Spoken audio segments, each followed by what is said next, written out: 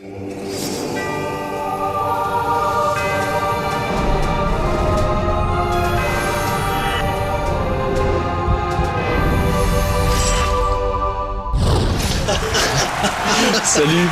Moguri.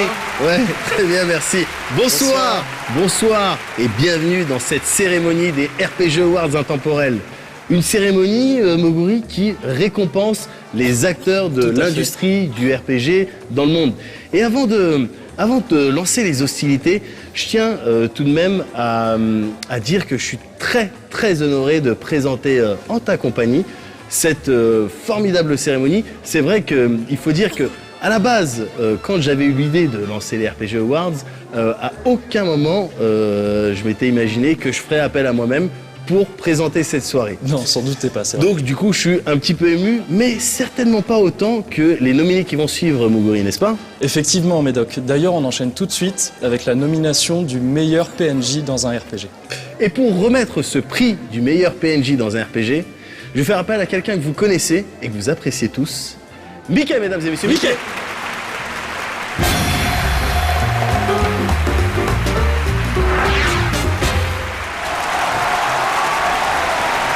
Non, merci. Bonsoir. Merci. Bonsoir. Je sais pas si vous avez remarqué, mais à chaque fois dans le métro, quand il y a un paquet qui vient vous voir... Arrête. On n'est pas là pour ça. Fais la cérémonie là. Nominé. D'accord. Alors, pour l'award du meilleur PNJ, les nominés sont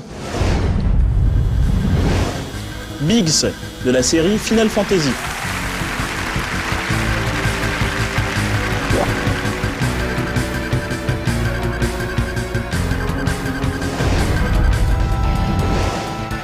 Wedge de la série Final Fantasy. L'enfant qui est parti tout seul dans une grotte et qui est perdu dans un RPG quelconque.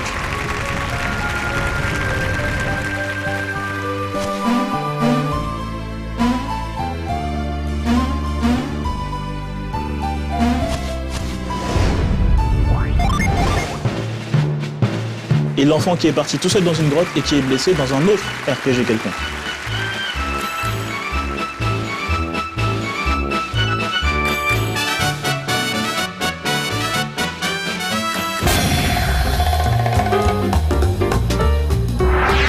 Et le gagnant est...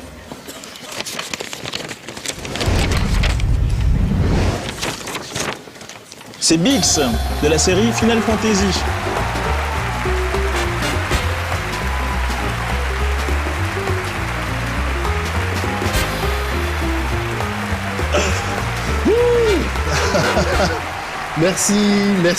Merci, pardon en même temps.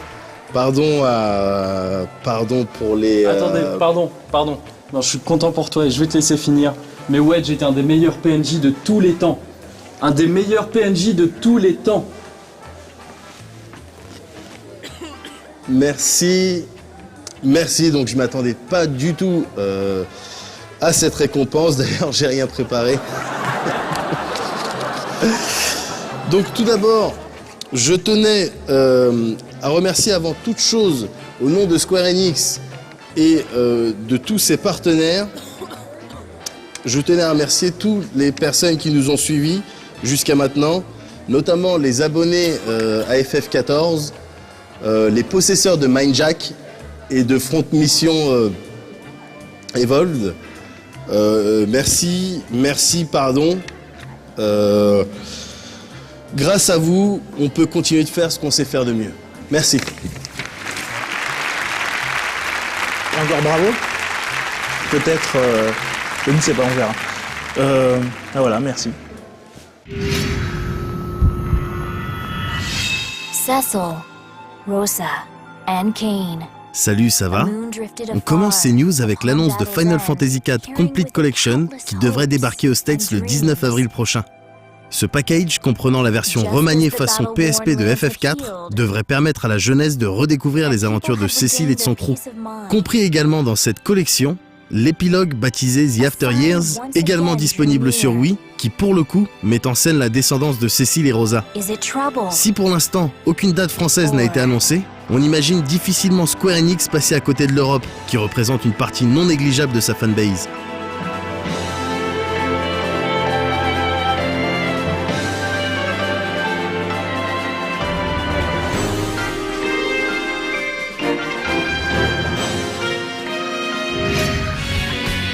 L'un des meilleurs Tales of jamais sortis s'apprête à aller taquiner la 3DS de Nintendo. Tales of the Abyss a effectivement été annoncé dans une version quasi identique à celle sur PS2, avec toutefois quelques changements, notamment au niveau des arts, ce nom exotique que l'on donne aux techniques spéciales. Pour rappel, ce Tales of vous place dans la peau de Luc Von Fabre, un jeune presque bien dans son temps qui pourrait figurer dans la catégorie des héros les plus torturés, avec Cloud, Squall, Age et Faye. Également connu pour son opening plutôt inspiré, composé par Bump of Chicken, cette version de Tales of the Abyss devrait conserver toutes les voix originales. Et ça, c'est nice.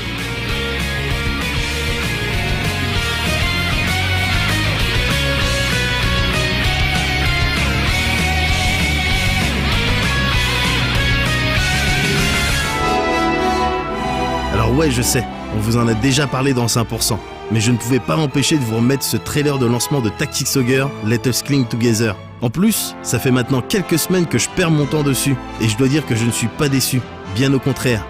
On retrouve ici l'intégralité des bonnes idées que le genre a à nous offrir en termes de game system, de background et de scénario, mais aussi quelques nouvelles features, avec en tête le Chariot System, qui permet tout simplement de revenir quelques coups en arrière dans le cadre d'un combat.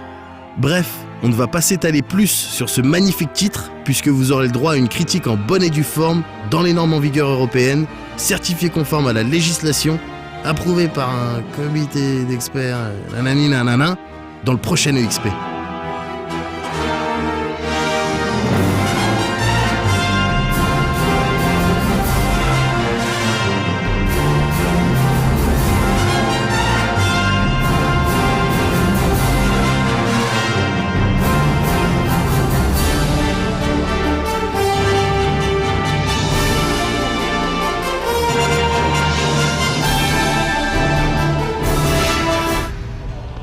Et on termine ces news avec une date française pour le 3e volet de la série Dungeon Siege. C'est donc le 27 mai prochain que la jeunesse de bon goût pourra hack and slasher du monstre à gogo. Pour le coup, ce n'est plus les Américains de Gas Powered Games qui s'y collent, puisqu'on retrouve Obsidian Entertainment au développement. Après sa collaboration avec Sega pour Alpha Protocol et plus récemment Bethesda pour Fallout New Vegas, c'est avec Square Enix que ce studio plutôt doué devrait travailler. On espère simplement que son savoir-faire en matière d'univers RPG sera exploité au maximum. Non, parce que autant New Vegas, ouais, autant Alpha Protocol, non.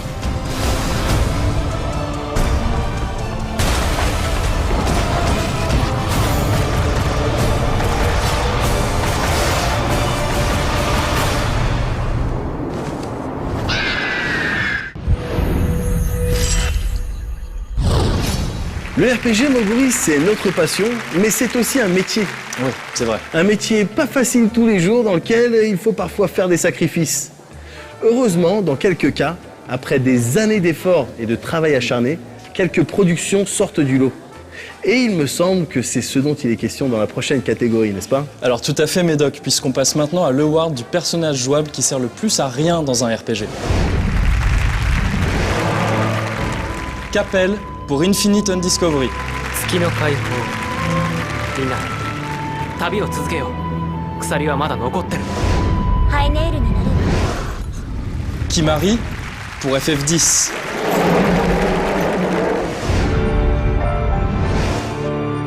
Edge de Star Ocean The Last Hope. 開拓可能惑星の調査こそ私たちが宇宙に出た最大の理由でしょ。ああ覚悟の上だ忘れないでください。Kukemak de Lost Odyssey.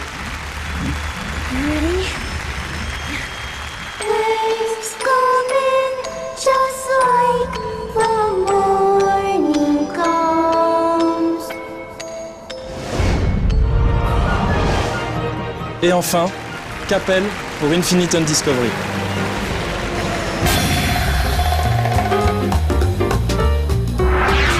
Et le gagnant est... Suspense.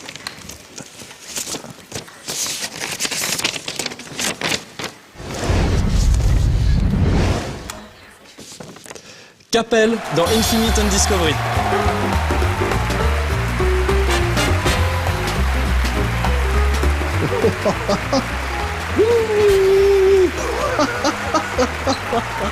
Alors là, si on m'avait dit que... Alors évidemment, j'ai ma petite lettre de remerciement. Ouh. Alors, je sais pas trop quoi dire. Je veux dire, c'est quand même assez gratifiant d'avoir voilà, la reconnaissance de ses pairs.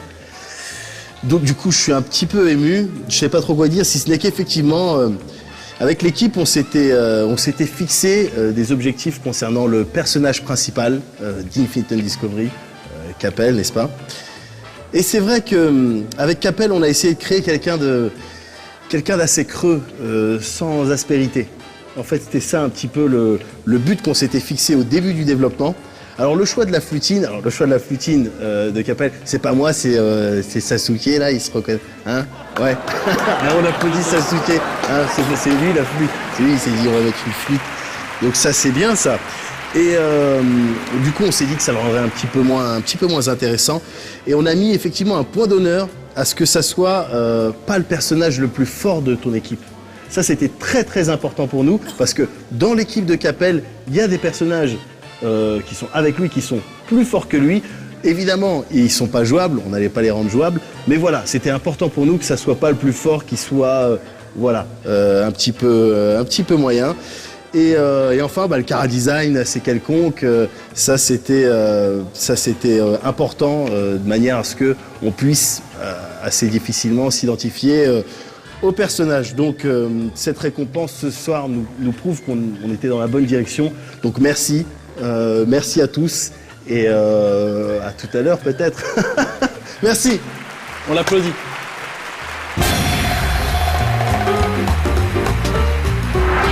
Merci, on remercie Jean-Michel. Beau garçon, oui, très bien, pas j'aime beaucoup. Et avant d'aller plus avant dans cette cérémonie, on vous propose une petite plage publicitaire et on se retrouve bien évidemment juste après.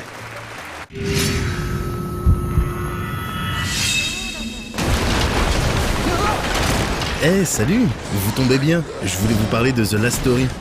Un jeu extrêmement attendu par tous les fans de RPG puisqu'il nous vient de Sakaguchi Hironobu, alias Monsieur Final Fantasy, ou alias Tiki Paime, puisque c'est comme ça qu'on l'appelle aux alentours d'Honolulu depuis qu'il s'est mis au surf.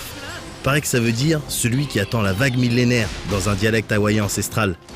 Ouais, tout à fait. Pendant que nous on attend ces jeux, lui, il attend la vague, la vraie. Alors ouais, forcément, ça fait un peu flipper. Parce que s'il y a bien une chose que Point Break nous a apprise à tous, c'est que les surfeurs sont bien trop occupés à braquer des banques pour faire des bons RPG. Du coup, ça sent le faux plan. Ouh, ça pue. Ah, merde, ça pue vraiment. Sérieux.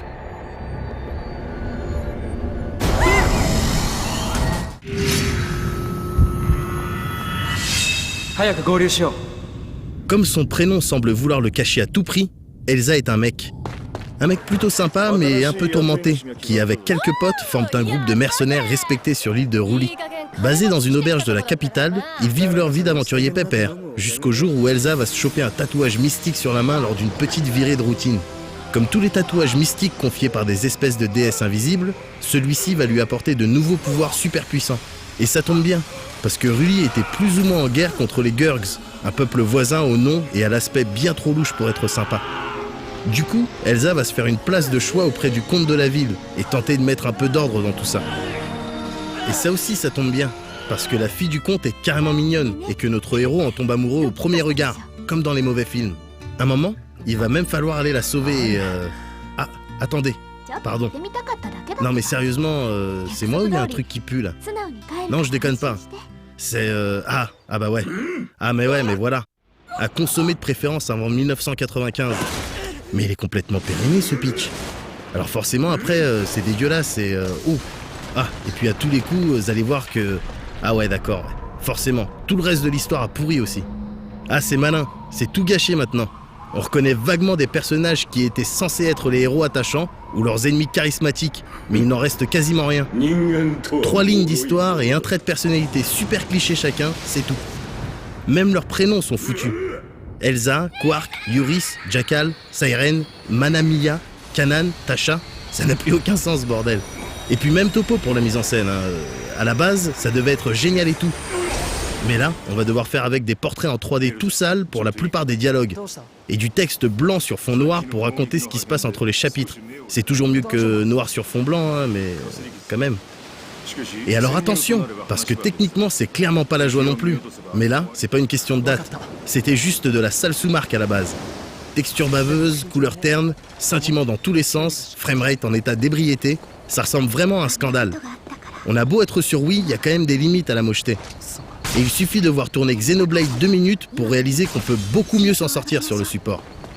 Mais à côté de ça, The Last Story se paye quand même le luxe de détails pas forcément très utiles, comme le changement visible de l'équipement des personnages et le fait de pouvoir l'éteindre à loisir, ou encore la possibilité de faire tomber les habitants de Rully en leur lançant des pots de banane. Cerise sur le gâteau, l'animation du héros quand il atteint un rebord, qu'il bouscule quelqu'un ou qu'il emprunte un passage étroit. Si ce genre de choses passe très bien dans un jeu techniquement maîtrisé, comme Uncharted 2 par exemple, ici, ça fout juste un peu la haine.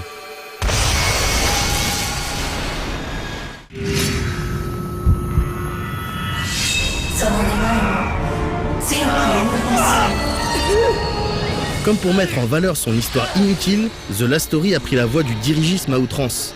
Le chemin qui traverse sa quarantaine de chapitres est un grand couloir, entrecoupé par des retours réguliers dans l'unique ville du jeu. Une ville dont on a très vite fait le tour, mais qui se veut à peu près vivante et plutôt agréable à découvrir. On y trouve entre autres l'auberge squattée par la bande d'Elsa, un colisée ou des boutiques diverses. En fouillant bien, on dénichera même quelques quêtes annexes, malheureusement très basiques et absolument pas répertoriées dans les menus. On a connu plus pratique.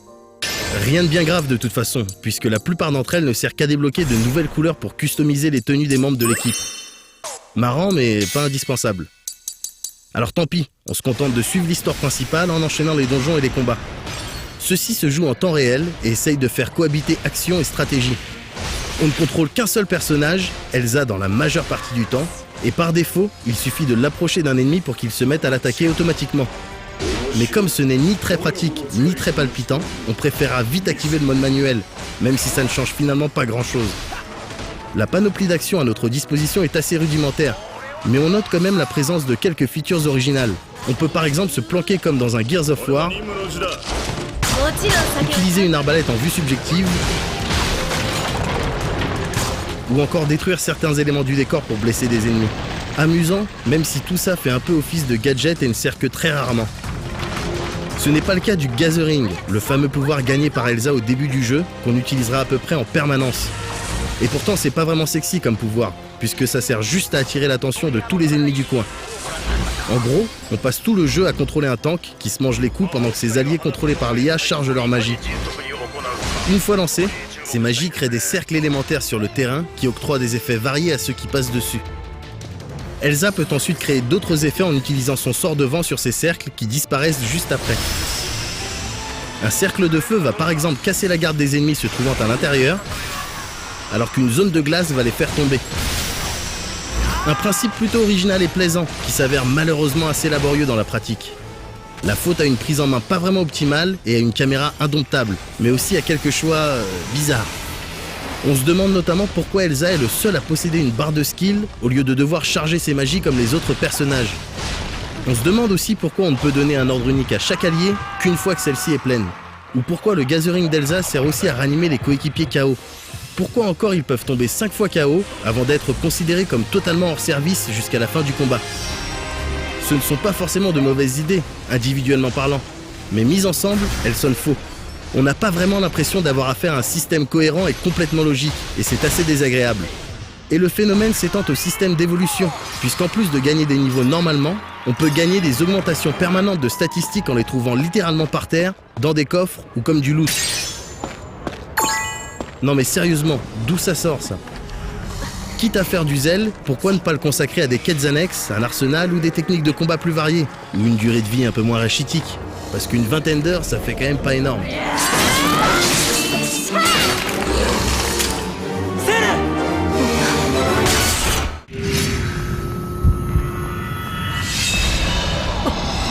The Last Story est rageant.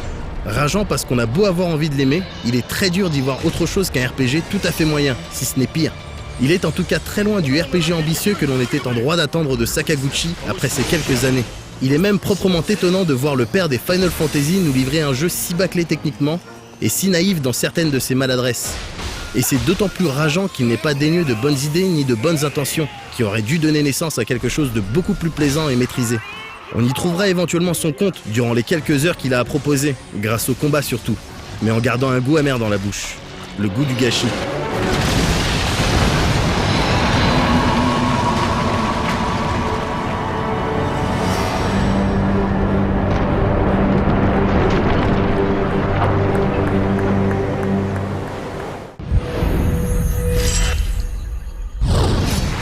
Merci d'être resté avec nous pour cette cérémonie des RPG Awards intemporels.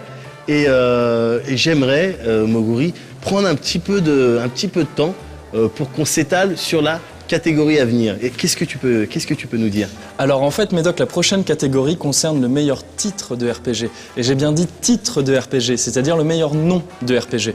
Attention, s'il ne faut pas confondre. Exactement. Et pour remettre ce prix, je vais faire appel à quelqu'un qui... Enfin bon, je vous laisse la surprise.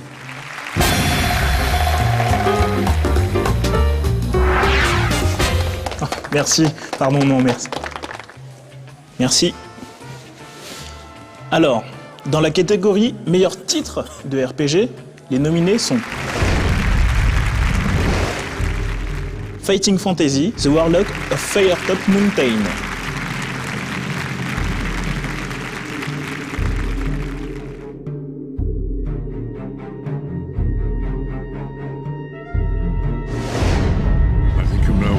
To be done. Right. Kingdom Hearts. 358 over 2 days. Given me so much that I feel like I'm about to overflow. Look at me, Roxas. Who do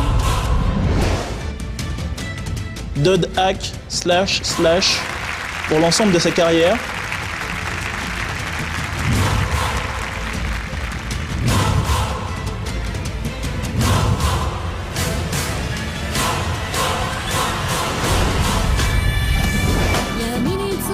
Et enfin, Kukuruse Teru, Kuruse.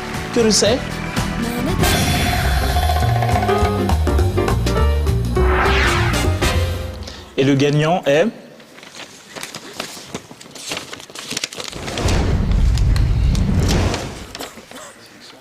Kukuruse Teru.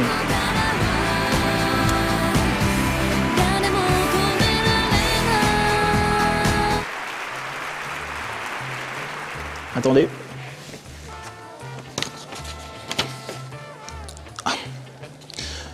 J'apprends à l'instant que Bernard Sunsoft n'a malheureusement pas pu venir pour récupérer sa récompense. Il nous a quand même fait l'élégance de laisser un petit message. Hein. On regarde ça tout de suite. Merci.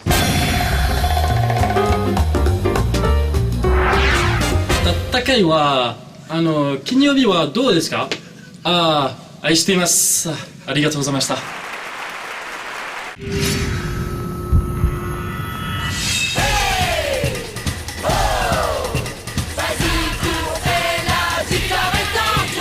Inazuma tous champions. En avant, il faut foncer droit au but, demi-temps et 90 minutes. Cette phrase qui n'a pas vraiment de sens lorsque l'on tente de l'analyser en profondeur, décrit pourtant relativement bien l'état d'esprit dans lequel on se trouve lorsque l'on s'attaque à Inazuma Eleven.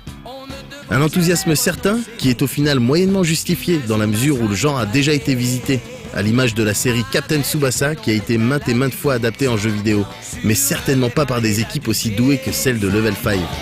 Entre nous, c'est l'amitié qui nous fait triompher.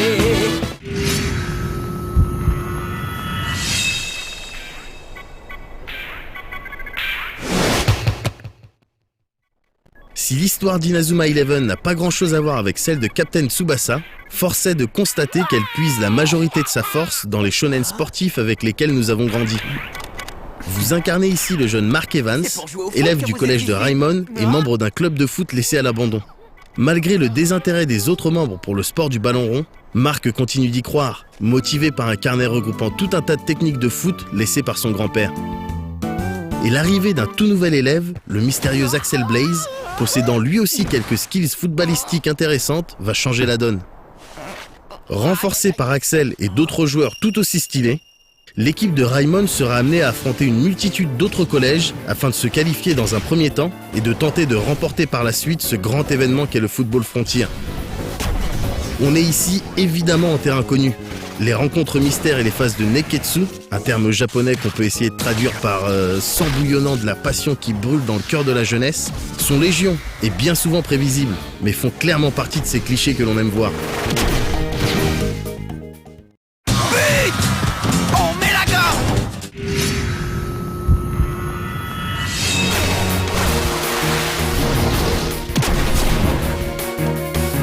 Inazuma Eleven est un titre hybride mêlant simulation de foot et RPG. Si ce n'est pas le premier à donner dans ce mélange plutôt original, c'est bien le seul à le faire correctement. Chaque joueur possède son propre level, ses propres stats, comme la puissance, la vitesse ou encore la précision, et peut être équipé d'items qui les aideront à mieux vivre les matchs. L'orientation RPG d'Inazuma ne s'arrête pas à ces éléments, puisqu'il est aussi question de combats aléatoires durant vos déplacements. Le type d'affrontement auquel on a affaire se divise en deux catégories. Tout d'abord, les défis, l'équivalent des combats aléatoires, qui peuvent survenir à tout moment. Concrètement, on dirige une équipe de 4 joueurs devant relever divers challenges, comme mettre le premier but, récupérer la balle, ou encore défendre pendant un laps de temps précis. Les vrais matchs, quant à eux, font ici office de combat de boss, et sont à peu près basés sur les vraies règles de foot. Cette fois, l'équipe est au complet et doit, dans la majorité des cas, remporter coûte que coûte le match. Le déroulement de ces phases est en revanche bien plus exotique que du tour par tour classique. Sur le terrain, vos joueurs sont contrôlés par une IA et s'illustrent plus ou moins bien en fonction de leurs stats. Il est toutefois nécessaire de prendre des décisions lorsque deux joueurs opposés se rencontrent. En fonction de la situation, vous êtes amené à faire des choix offensifs, comme dribbler ou feinter, et défensifs, comme bloquer ou tacler, en sachant que chacun peut utiliser, si ses points techniques le permettent, un mouvement spécial qui lui donnera l'ascendant. Les points techniques, justement, sont l'équivalent des MP dans un RPG standard. Ils diminuent à mesure des compétences spéciales utilisées et occasionnent des coûts plus ou moins élevés en fonction de la technique employée. Il existe également l'équivalent des HP, appelés ici points d'énergie, qui eux représentent l'état de fatigue des sportifs. Enfin, chaque joueur et chaque mouvement spécial dispose d'une affinité élémentaire qui influera en partie sur l'issue d'un face-à-face. L'ensemble de ces actions s'exécute au stylet et vous amène à faire des passes, tracer des trajectoires pour vos joueurs et utiliser des techniques de défense, d'attaque et de shoot pour prendre l'avantage. Il est donc nécessaire d'être un minimum habile du stylet et avoir une idée à peu près précise de la stratégie à adopter en termes de formation, de placement de joueurs et tenir compte des forces et faiblesses de chacun. Avec un peu d'entraînement, on arrive à enchaîner les 1-2, les techniques du hors-jeu façon Julian Ross, les passes en profondeur et les shoots spectaculaires qui tendent les filets avec le ballon ovale et des flammes dedans. À la fin des rencontres, outre le gain d'XP, on obtient des points de motivation et d'amitié. Les premiers servent de monnaie d'échange pour régénérer son équipe, s'acheter de nouveaux crampons ou des barres de céréales pour garder la pêche. Les points d'amitié, quant à eux, s'utilisent pour recruter de nouveaux membres qu'il faudra bien évidemment battre pour qu'ils vous rejoignent. Le nombre de joueurs disponibles étant assez hallucinant, il peut représenter à lui seul une grosse partie de votre temps de jeu. Avis donc aux amateurs de Pokémon et autres gamers touchés par la collectionnite aiguë.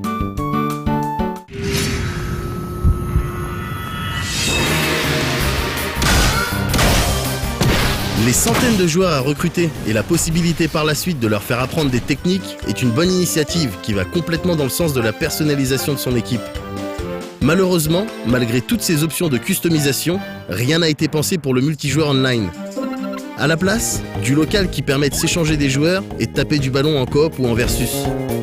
On regrette également l'IA adverse qui s'amuse parfois à mettre des buts contre son camp ou qui ne réagit pas de manière cohérente. Hormis ces défauts, Inazuma Eleven divertit sans aucun mal son rôliste avec ses éléments RPG et sa trame bien tenue, même si évidemment enfantine. Mention spéciale également à la localisation qui semble pour une fois complètement maîtrisée. On relève aussi la multitude de techniques qui rendent les matchs bien plus tripants à regarder et à jouer. On espère maintenant que les autres épisodes sur DS, déjà disponibles au Japon et visiblement plus travaillés, sortiront un de ces 4 chez nous. 2 mi-temps et 90 minutes. C'est-à-dire 2 mi-temps plus 90 minutes? Mais ça n'a pas de sens. Inazuma fera de toi un champion.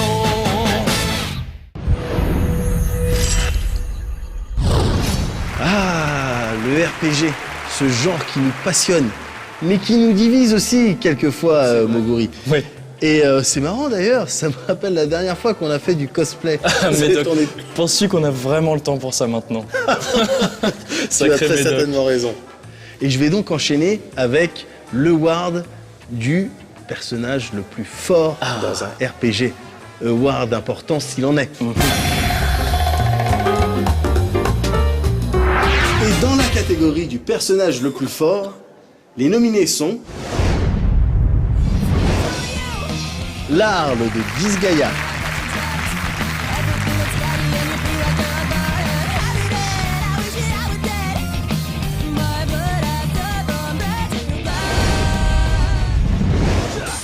Sephiroth de Final Fantasy,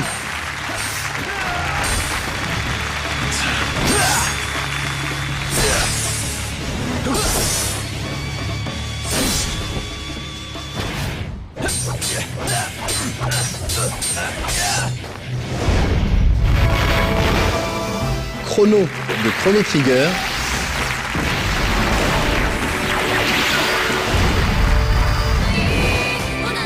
et enfin Orlando de Final Fantasy Tactics.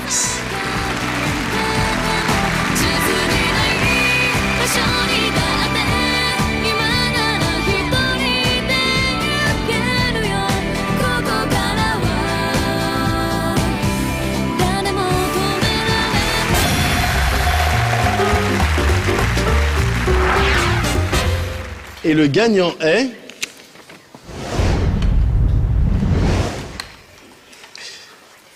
la Arle de Disgaea.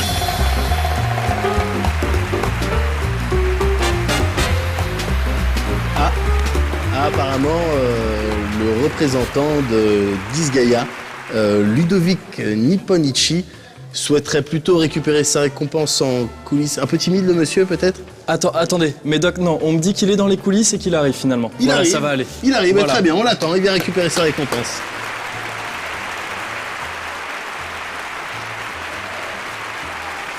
Bonsoir.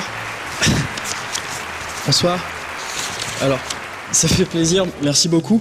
Je tenais surtout à remercier tous nos acheteurs, pardon, nos investisseurs, et j'en profite pour vous rappeler que les remakes de Disgaea 1, 2, 3, 4 et bientôt 5, sûrement, on espère, vont sortir incessamment sous peu sur la 3DS, la PSP2, la NGP, ils appellent ça, la N-Gage, la Jaguar, la 360. Merci, D'accord. merci Ludo. D'accord. Merci, ça merci. fait...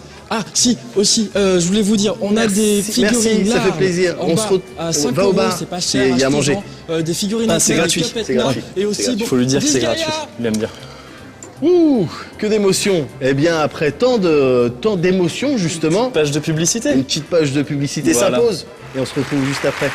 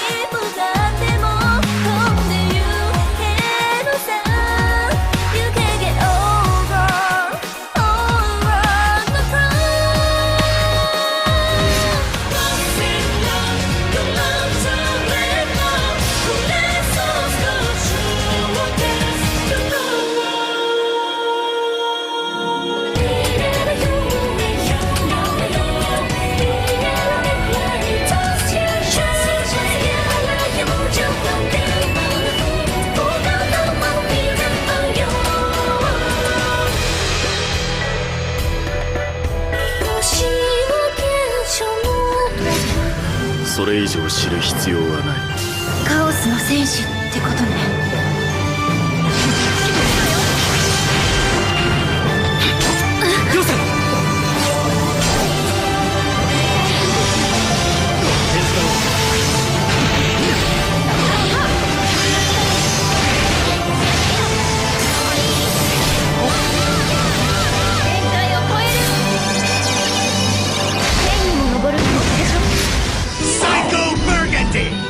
I can't turn my back on that challenge.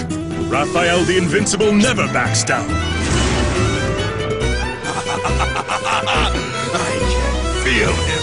Blasphemy incarnate, Darky Boreas!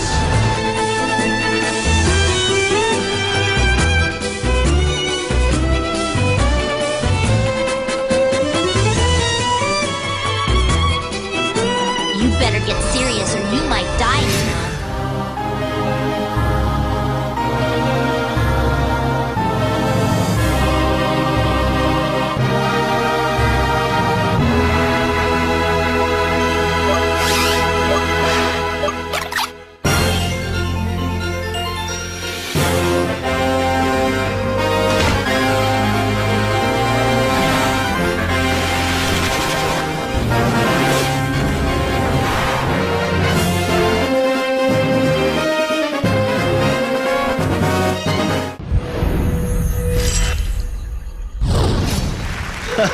Alors, merci de rester avec nous pour cette fabuleuse soirée. Alors, pour ceux qui nous rejoignent, c'est la fin.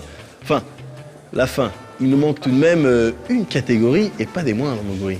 Effectivement, Médoc, puisqu'on enchaîne tout de suite avec le award de la scène la plus hot dans un RPG. Oh là là, la température va monter. Effectivement. Et pour décerner cette récompense, je vais faire appel à un très très grand connaisseur. Ah oui. Hein, n'est-ce pas? Peut-être même le plus grand connaisseur dans le domaine, un connoisseur, comme j'aime l'appeler. J'appelle Médoc. Médoc.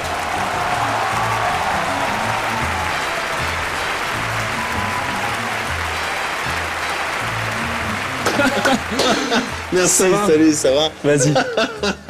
Alors, attention au décor.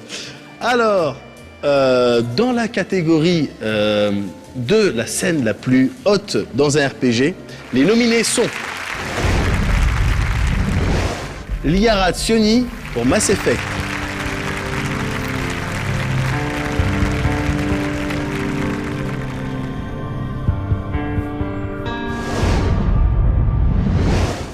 Morrigan pour Dragon Age Origins,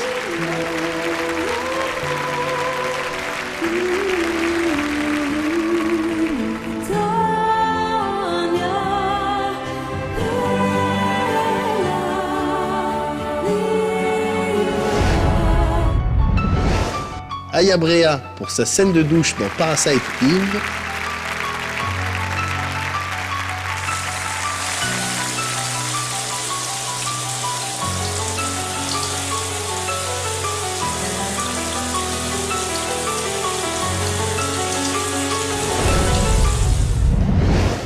et enfin Mario et Luigi Partners in Time pour leur complicité.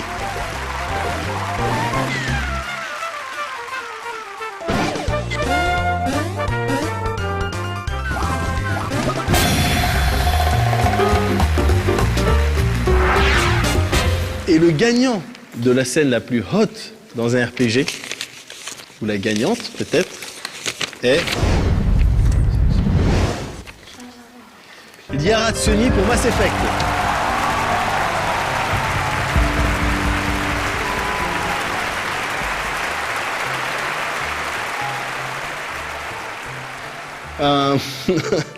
Merci, je viens préparé.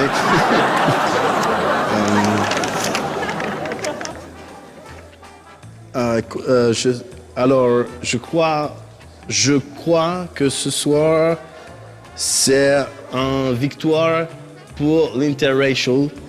Et voilà, merci. Merci.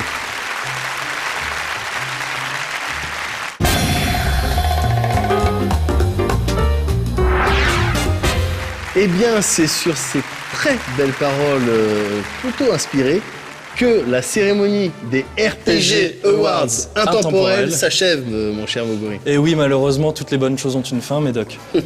Alors, on espère que vous avez passé un agréable moment en notre compagnie. Et quant à nous, on se retrouve évidemment le mois prochain pour EXP, la diffusion normale de cette formidable émission sur le RPG. Et puis en attendant, qu'est-ce qu'on peut vous souhaiter? Jouez bien, jouez beaucoup.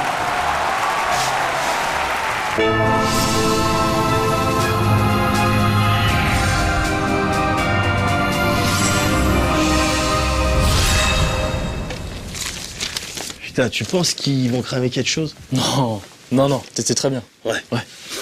Les gens sont bêtes. Ouais, ils sont